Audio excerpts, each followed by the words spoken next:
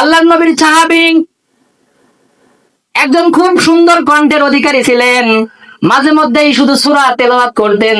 তেলাওয়াতকৃত সূরাগুলোর মধ্যে একটা ছোট সূরা ছিল তার পছন্দের, নাম হলো সূরা ইখলাস। কোন সূরা?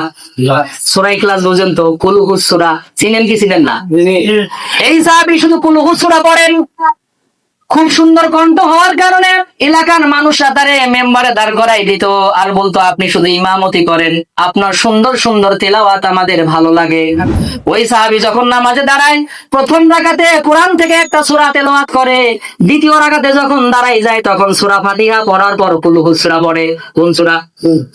সাহাবীরা বিশ্বনবীকে প্রশ্ন করলেন, ইয়া রাসূলুল্লাহ, আপনার এই সাহাবীর ব্যাপারে আমাদের অভিযোগ, ও প্রথম রাকাতে ঠিক সূরা পড়ে কিন্তু দ্বিতীয় রাকাত গেলে শুধু সূরা ইখলাস পড়ে, আর কিছু পড়ে না। বিশ্বনবী তারে ডেকে নিয়ে আসলেন। আসার পর বললেন, ও আমার সাহাবী, কোরআনের মধ্যে 114টা সূরা আছে, তার মধ্যে এই ছোট সূরা তুমি কেন পড়ো? তখন ওই সাহাবী বলছে, ইয়া রাসূলুল্লাহ, অন্য কোনো কারণ নয়, ওই সূরার মধ্যে আমি আমার আল্লাহর পরিচয় পেয়ে যাই। আল্লাহর নবী এত ভালো লাগে আমার, ওই সূরা যখন তেলাওয়াত করি তখন আমার আল্লাহর কথা স্মরণ হয়ে যায়। সুতরাং সূরার সাথে আমার একটা ভালোবাসার সম্পর্ক হয়ে গেছে।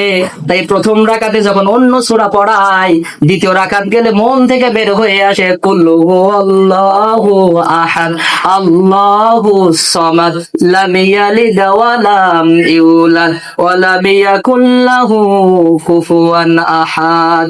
বিশ্বনবী তারে বললেন, ও সাহাবী, এই যদি সত্যিকার কোরআনের সাথে তোমার সম্পর্ক হয়ে থাকে তাহলে শুনে রাখো, এই সূরা ইখলাস তোমাকে কিয়ামতের মাঠের দিন ধরে ধরে জান্নাতে নিয়ে যাবে। পৃথিবীতে আপনি একটা বই আমারে দেখান, যেই বইয়ের কোনো কিছু লাইন 2টা হোক, 5টা হোক, 10টা হোক, আমি মুখস্থ করবো, সকাল বিকাল ওইটাই পড়বো, আর ওইটা আমার জান্নাতে নিয়ে যাবে। এরকম কেউ বইয়ের নাম জানেন? না। পৃথিবীর কোন বইয়ের নাম আছে এমন? কিন্তু আমার সামনে এখন যে কোরআনটা আছে, এইটা একমাত্র বই যেটা কোথায় নিয়ে যাবে বলেন তো?